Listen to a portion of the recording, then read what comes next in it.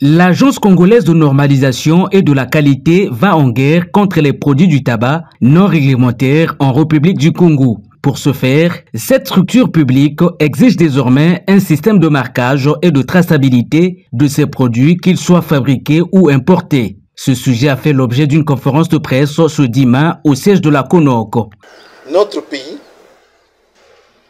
depuis le 6 février 2017, est partie prenante de la convention cadre de l'OMS pour la lutte anti-tabac. Et donc, dans cette convention, il y a des engagements que chaque État partie doit respecter. Notamment en son article 11, en tant que partie signataire, nous devons adopter, donc le gouvernement du Congo doit adopter et appliquer des mesures efficaces pour faire en sorte que les conditionnements des produits du tabac apparaissent des mises en garde sanitaires. Cette convention répond à une série de conventions en la matière. L'allusion est faite à la convention cadre de l'OMS dont le Congo est signataire depuis 2017. Il s'agit ici pour les consommateurs ou importateurs des produits du tabac de disposer aux consommateurs une pléiade d'informations sur les dangers qu'ils courent. Et cela doit être estampillé sur les paquets de cigarettes. Il y a des prescriptions techniques.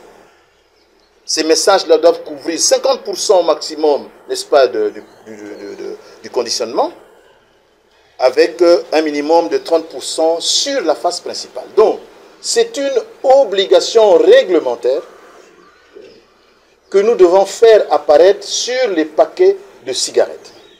Il faut donc que tous ces paquets obéissent à ces prescriptions réglementaires pour que nous soyons en conformité avec l'article 11 de cette convention. L'Agence congolaise de normalisation et de la qualité entend donc appliquer cette obligation à tous les acteurs concernés, question de sauver des milliers de vies des consommateurs des produits du tabac. Conformément aux engagements que le gouvernement a pris en signant, n'est-ce pas, ces conventions et ce protocole, c'est de sensibiliser, d'expliquer au grand public toute la nouvelle réglementation, toutes les exigences et la nécessité pour les uns et les autres de se conformer. Et donc, aujourd'hui, c'est le début. Cette campagne va donc débuter à Brazzaville le 14 mai et se poursuivra à Pointe-Noire, à Dolisie, en Kaï, jusqu'au 29 mai 2024. Nous allons continuer ce travail ainsi que dans les villes d'Oyo, de Wesso, cela à partir du mois de juin. La CONOC prévoit à cet effet de nombreuses actions les jours à venir afin de parvenir à son objectif, notamment celui de lutter efficacement contre les produits illicites.